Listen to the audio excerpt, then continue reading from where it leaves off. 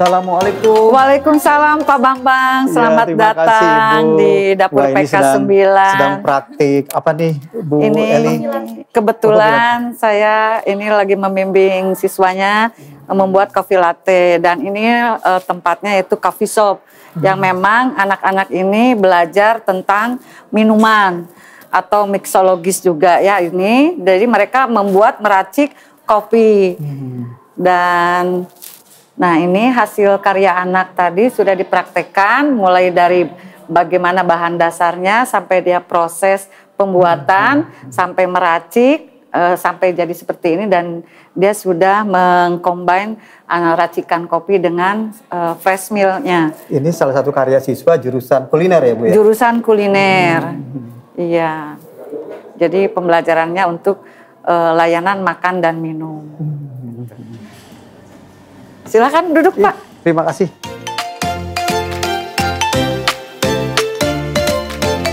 Bu Eli sebagai SMK PK dengan konsentrasi keunggulan yaitu kuliner, apa saja Bu produk-produk yang dihasilkan oleh konsentrasi keahlian dari kuliner ini Bu? Bisa diceritakan Bu? Ya baik Pak Bambang, saya akan menceritakan bahwa di jurusan kuliner ini khususnya untuk mapel konsentrasi keahlian, di sini yang siswa belajar untuk mapel tadi yaitu mengenai PM, pengolahan makanan kontinental, pengolahan makanan oriental, tata hidang, pastry dan bakery. Itu. Nah, kemudian dari program SMK Pusat Keunggulan dengan program kuliner ini sudah 3 tahun berjalan. Apa saja yang sudah dihasilkan dari produk ini dan bagaimana terkait dengan TEPA-nya, kemudian dengan kemitraan dengan industri, progresnya seperti apa Bu? Ya, untuk yang kurikulum sekarang ini mulai input mulai dari kelas 10 mereka sudah mendapatkan pembelajaran secara teoritis. Nah, di kelas 11 barulah mereka belajar tentang konsentrasi keahlian, sudah mulai praktek tuh. Jadi ada prosesnya itu, selain konsentrasi keahlian, belajar juga tentang PKK-nya. Nah, yang untuk konsentrasi keahlian ini, produk yang ada di depan Bapak ini adalah hasil karya anak-anak yang mulai dari kelas 11 sudah memproduksi produk ini. Yang ada di display ini juga dan yang di sini. Nah, pada saat pembelajaran, mereka di kelas 11 harus sudah bisa selain membuat produk, dia juga harus bisa memasarkan produk itu sampai menjual, bahkan menjualnya bukan internal di sekolah saja. Jadi mereka menjual PO juga keluar, baik itu sama tetangga, masyarakat, ataupun di kantor-kantor. Jadi mereka sudah mempunyai target, dan alhamdulillah kelas 11 ini sudah memproduksi hasil ini dijual itu, dan alhamdulillah mereka sudah punya keuntungan nanti untuk modal berikutnya di kelas 12 yang berkelanjutan. Bahkan untuk yang proses belajar ini mereka insya Allah mudah-mudahan kelas 12 kalaupun mereka berjalan dan pelaksanaan PKL nanti apa yang disebutkan oleh Bapak tadi, mereka sudah punya keahlian bahwa mereka sudah dibekali nih oleh sekolah, mereka sudah terampil. Bahkan kalau bisa mereka kuat dalam kompetensinya dalam soft skill dan hard skill-nya Pak.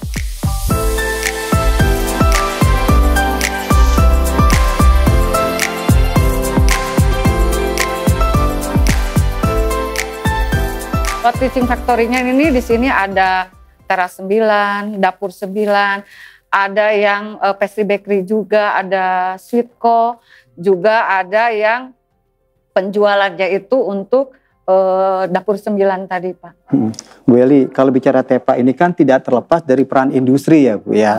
Nah, kami ingin tahu Bu, seberapa besar peranan industri untuk mendukung TEPA-nya di SMK 9? Karena ketika TEPA itu masuk, itu terjadi PJBL ya Bu, Project Based Learning antara industri kepada SMK. Nah, saya pengen tahu peran industri dalam dukungan ke TEPA seperti apa Bu di jurusan ini Bu? Ya. Peran industri yaitu terutama yang pertama, mereka itu harus dilibatkan dalam proses untuk penyelarasan kurikulumnya.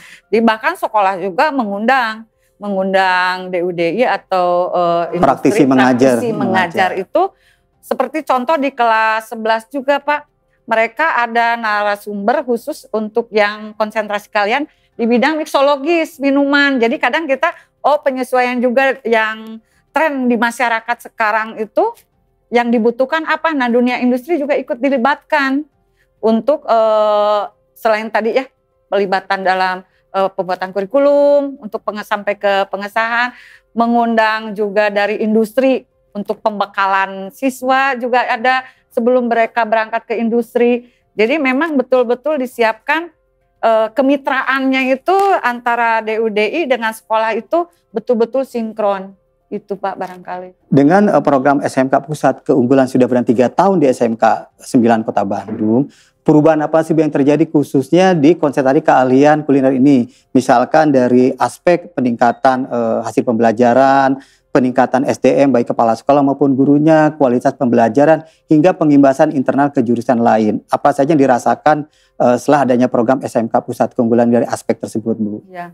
Yang dirasakan anak-anak selama proses belajar, anak itu sekarang setelah proses pembelajaran praktek, terutama karena banyaknya praktek, itu ada perubahan dari segi keterampilan ilmu yang didapat itu mereka jadi pinter.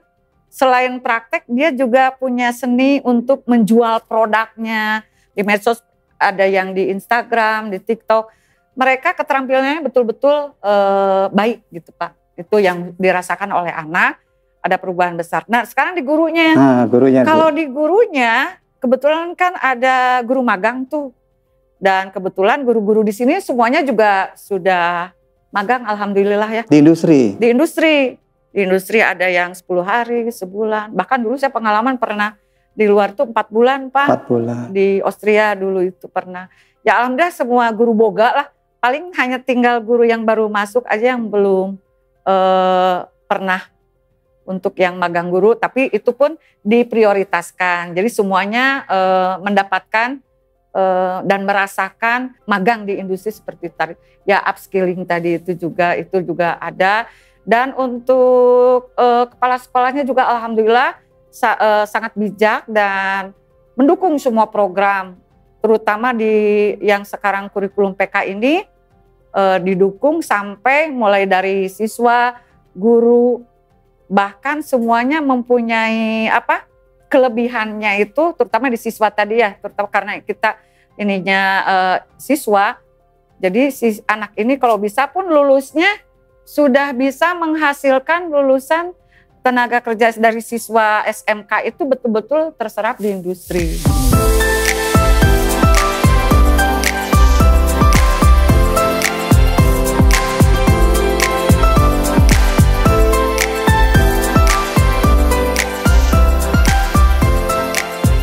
Ayo Pak, silakan diminum. Terima kasih Bu. Nah, ini kopi anak-anak ya Bu? Ya, kopi latte. Kopi latte. Iya, silakan Pak.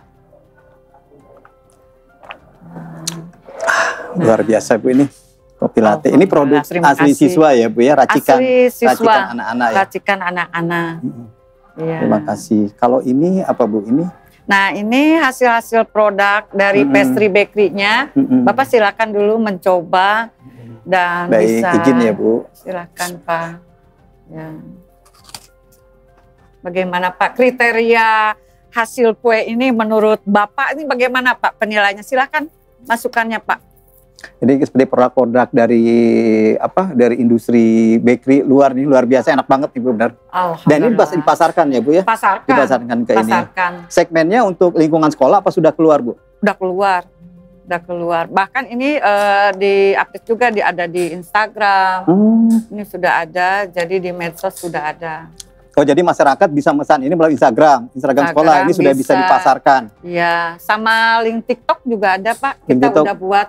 Jadi anak-anak bisa memasarkan ini melalui sosial media. Bu, ketika produk dipasarkan ini ada uji Bu? Istilah kalau dari kayak BPOM gitu Bu, untuk uji kelayakan ini? Uji kelayakan, insya Allah baru mau Pak. Oh gitu. Ya, artinya ini sudah layak dikonsumsi oleh masyarakat. Layak dikonsumsi, insya Allah aman. Aman.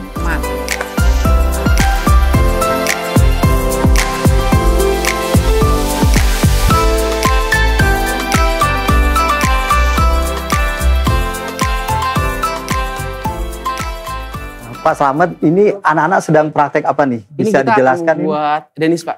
Kebetulan ini kalau nanti keringnya tinggal disatuin aja. Di sini ada cairan. Nah, di sini nanti ada pastry margarinnya. Pak Slamet, ini alat yang digunakan ini bantuan dari Kemendikbud atau bisa ceritakan? Betul Pak, ini kebetulan alat-alat yang di sini itu merupakan alat-alat bantuan dari Center of Excellence dan merupakan bantuan dari PK lanjutan di 2021. Kemendikbud Ristek itu betul, ya? Betul sekali Pak. Jadi sangat membantu sekali Pak alat di sini. Ada beberapa produk yang kita tidak bisa buat, ternyata setelah ada bantuan alat-alat kita bisa buat lebih maksimum lagi, lebih bagus lagi. Jadi dengan ada program SMK Center of Excellence, lanjutkan dengan program SMK Pusat Keunggulan dengan bantuan fisik, peralatan ini sangat membantu untuk pembinaan sangat kita bisa menstandarkan produk-produk kita sesuai dengan industri. Dan ini adalah standar industri ya Pak. Ya, ketika industri datang tuh mereka sudah menyatakan ini adalah standar untuk pembuatan kuliner kue. Betul Pak. Nah seperti ini kan peserta didik Pak Slamet ini Mas Alex ya, Mas Alex ini sedang menggarnis ya. Menggaris namanya. Betul, istilahnya menghias. Bapak mau coba? Boleh. Ini ya, aduh. Wah hebat, wah hebat. Ini tapi nggak berkembang ya ini ya. Oh bisa Pak, di torch sedikit Pak. Oh enggak. Sedikit. Ini gunanya untuk apa nih? Ini torch dia buat nge-browning merengnya Pak, biar lebih smoky, lebih caramelize. Jadi menarik tampilannya ya. Betul. Coba kita kasih topi. Namanya apa tadi nih, Mas Alex? Danish with meringue. Danish. Ya, cukup. Nah. Wow, luar biasa Pak.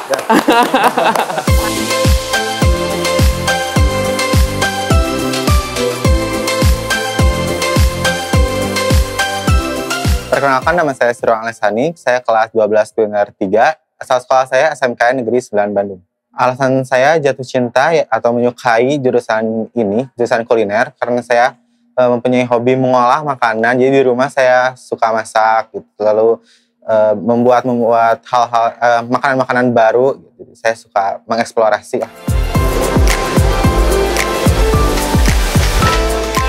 Nah, sebenarnya cita-cita Ale ini ke depan ingin melanjutkan kuliah, apa mungkin untuk usaha kuliner seperti pastry ini atau gimana? Cita-cita saya kebetulan jadi wirausahawan untuk membuka usaha bakery, pastry gitu. Karena saya sudah tercukupi dengan pengalaman-pengalaman saya sama di SMK Pusat Keunggulan ini. Kemudian bagaimana dukungan dari para pengajar dengan keinginan Ale untuk berwirausaha atau menjadi entrepreneur ya? Ya.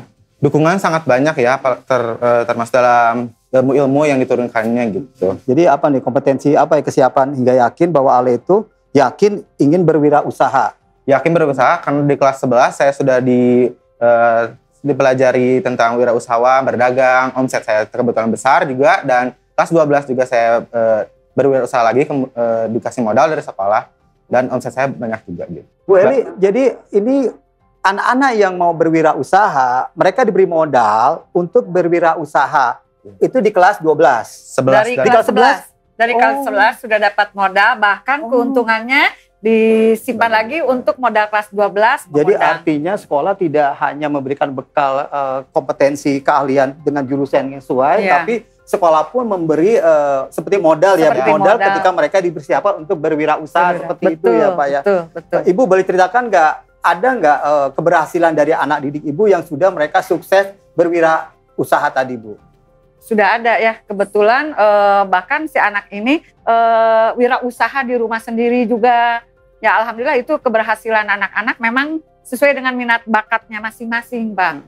Dan dengan ilmu yang sudah diberikan selama 2 tahun berjalan ini, yang mau ke depan ini, mereka sudah pada pinter kok Pak.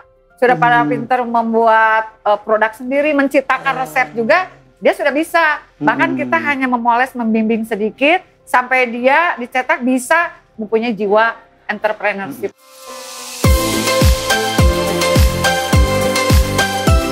Setelah lulus, saya mau berwirausaha karena saya ingin membuka lapangan kerja untuk orang-orang sekitar saya. Wirausahanya yaitu membuka toko bakery, semacam bakery dan pastry gitu, karena saya selama belajar di SMK Negeri 9 Bandung, saya mendalaminya yaitu bakery pastry.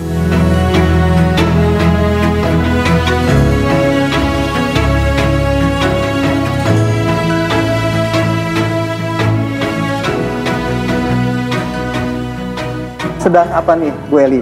Kebetulan sedang membuat untuk yang ini namanya apa Arya? Mouse cake, Bu. Mouse cake. Ya, betul, mouse cake. Mouse cake with strawberry and peanut gitu, Pak.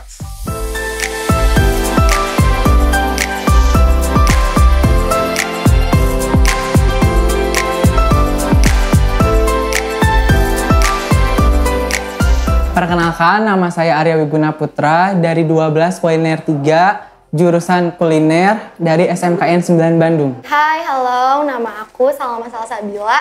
Aku dari kelas kuliner 3 dari SMK 9 Bandung. Tertarik ke jurusan kuliner itu benar-benar dari keluarga sendiri gitu. Keluarganya benar-benar semua, hampir kakak-kakak aku masuk ke dunia kuliner. Jadi aku mengikuti jejak dari kakak-kakak aku sih. Kalau bisnis kuliner keluarga aku ada Chinese food nih Kak, sama catering juga begitu, masih berjalan dalam catering. Sebenarnya untuk pemilihan jurusan awalnya tuh aku maunya di usaha pariwisata, cuman orang tua bilang karena masuk kuliner SMK 9 tuh susah, jadi pilihan pertamanya kalau kata Bunda ambil aja kuliner, baru pilihan keduanya usaha pariwisata. Taunya aku keterima di kuliner gitu. Pertama-pertama pasti ada ya, kalau aku ada salah jurusan ini itu pasti ngerasa ada. Tapi kesini aku bisa jadi enjoy, akhirnya aku juga bisa di kelas 3 ini gitu. Mas Arya ini rencananya ke depan ini mau gimana dari lulus dari SMK? Aku lulus dari SMK mau melanjutkan untuk bekerja, Pak. Bekerja. Betul. Ya. Kalau Mbak Salma? Aku melanjutkan kuliah. Lanjutkan kuliah. Nah, kalau Mas Arya kan tadi bilang mau langsung terjun ke dunia kerja. Ini sudah ada industri kah yang sudah dipesankan untuk lulusannya, Bu? Insya Allah ada. Insya Allah sudah siap. Biasa ya gini kan.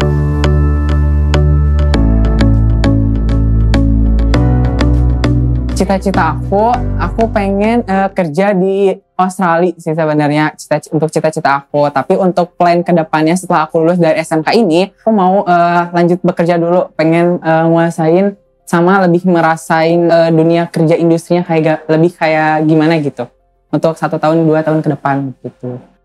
Nanti kalau lulus kelas 12, untuk aku bakal kuliah. Aku mau ambil manajemen komunikasi atau ilmu komunikasi di Unpad, Universitas Padjadjaran.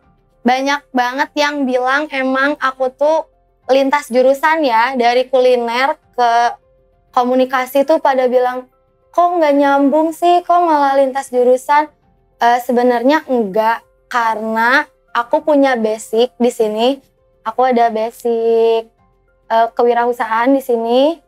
Terus aku juga ada basic komunikasi dari F&B service.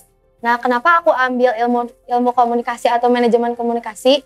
Jadi di manajemennya aku ambil yang tadi basic kewirausahaan aku yang ada di SMK 9. Aku ambil buat nanti di kuliahan aku di manajemen. Jadi sebenarnya bukan gak nyambung, tapi aku mau berkembang. Aku mau ngembangin semua yang pernah aku pelajarin di sini. Semua basic-basic aku yang ada di SMK 9, aku kembangin nanti di perkuliahan gitu.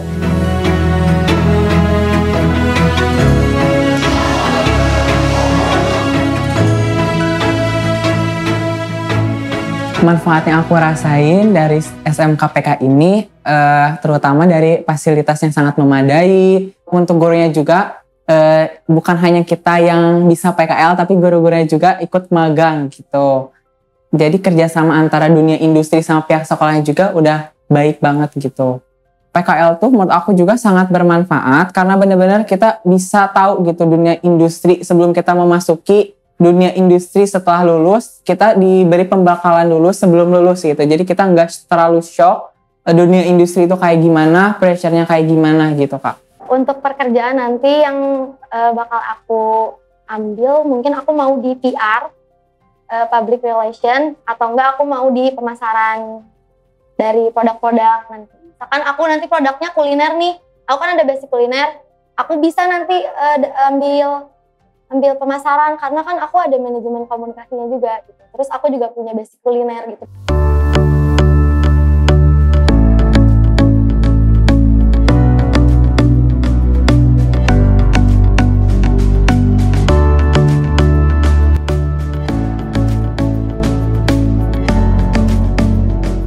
Guru yang paling aku sayang tuh Bu Wahyuning.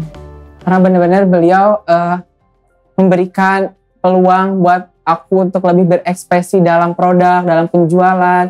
Dia nggak terlalu memaksakan harus kayak gini, kayak gitu. Tapi dia malah mengikuti kemauan dari murid-muridnya. Lebih guru yang mengikuti anaknya gitu. Jadi untuk perbedaan zaman, apalagi sekarang Gen Z gitu, menurut aku beliau tuh yang terbaik sih untuk pembelajaran. Untuk guru sebenarnya semua juga favorit sih, tapi salah satunya Bu Wahyuning karena sangat mensupport, terbuka dengan siswa-siswanya, lalu menerima gitu masukan-masukan dari murid-murid. Yang paling aku kagumin ada Ibu Wahyuning karena Ibu tuh salah satu guru yang kalau kasih saran tuh aku terima gitu. Nggak tahu kenapa pembawaan Ibu tuh enak banget, tenang banget gitu. Aku suka banget sama Bu Wahyuning. Kalem, independen kayak gitu. Suka lihat Ibu.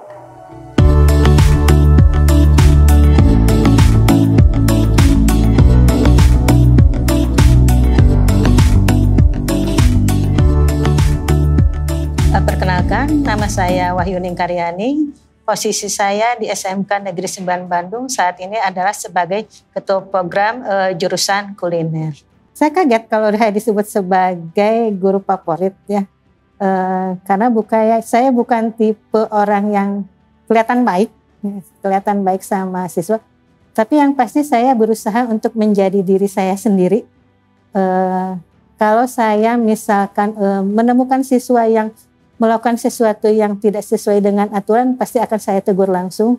Tapi kalau saya melihat siswa itu ada perubahan, pasti akan saya puji atau saya apresiasi. Walaupun mungkin reward itu tidak berupa barang, tapi mungkin dengan acungan jempol saja itu sudah cukup buat siswa untuk kalau perubahan yang dia sudah lakukan itu dihargai. Mungkin itu yang membuat siswa dekat atau mungkin dengan saya. Dan saya juga berusaha mendengarkan apa sih keluhan siswa, apa yang diinginkan siswa, tidak langsung menjudge, oh ini salah, oh itu jangan begini atau jangan begitu, tapi saya akan mendengarkan terlebih dahulu apa keinginan siswa.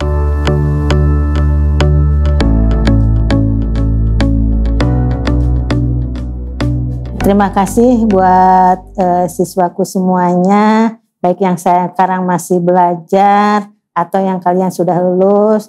Teruslah berjuang, teruslah belajar, temukan cita-cita kalian, temukan passion kalian dan terus belajar sampai akhir hayat kalian. Terima kasih semuanya.